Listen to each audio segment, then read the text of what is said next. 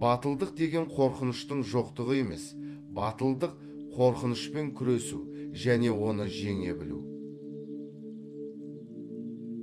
Оқымайтын адамның оқи алмайтын адамнан еш артықшылығы жоқ.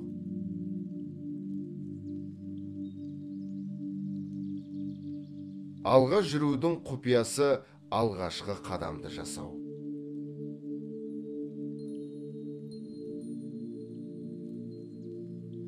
Ақымақтарға алғыс айтайық.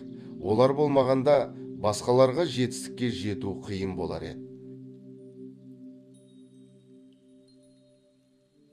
Өлер алдында тек екі нәрсеге өкінеміз: аз ғашық болғанымызға және аз саяхаттағанымызға.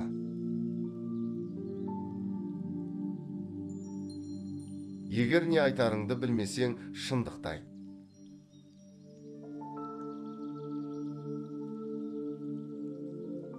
Банкир. Бұл күн ашық күні қолшатыр беріп, оны жаңбыр жауған күні қайтаруды талап ететін адам. Ойымнан ләззат алғыңыз келсе, жақын досыңызбен бөлісіңіз.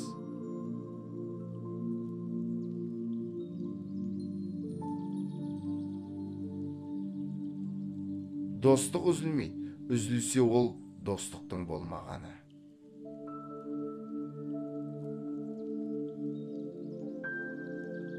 Жақсылық бұл кереңнің ести алатын, соқырдың көре алатын дүниесі.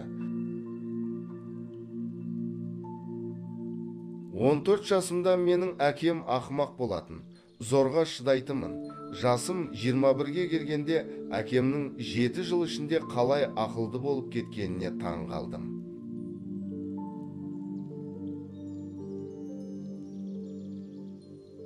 Сіздермен бірге болған әсер Voice. Әлемнің шексіз қырын бірге таниық.